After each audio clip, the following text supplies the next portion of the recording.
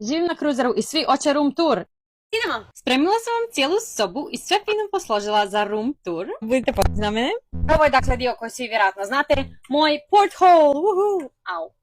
Presretna sam zapravo da moja soba uopće ima porthole. Jako puno posljede živi u kabinama koji nemaju danjeg svjetla, nemaju otvoren prozor, to jest rupu, ali ja imam i evo ogromna je. Ja cijela mogu stajati.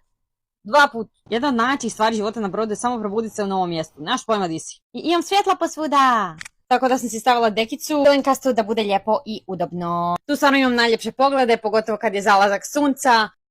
Bude stvarno predivno. Continuing on. Budući da sad imam svoje pare, rekla sam si ok, potrošit ću pare ne na gluposti.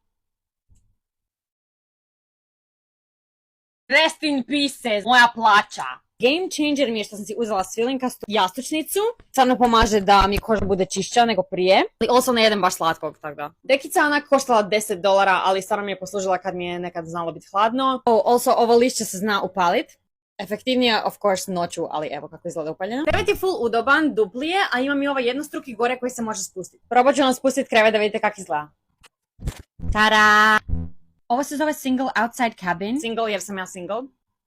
Loša fora. Single zato što je za jednu osobu. Outside jer of course imam porthole. Ovisi koju poziciju radiš na brodu, dati određene privilegije. Ja zato što dobijem ovu sobu imam privilegiju dovesti prijatelje i obitelj za $10 po noći, što je stvarno super. Jer da to nemam, ako mi neko hoće doći vidjeti me u showovima, na primjer, treba bi platiti vlastiti kruz i dobiti guest cabin.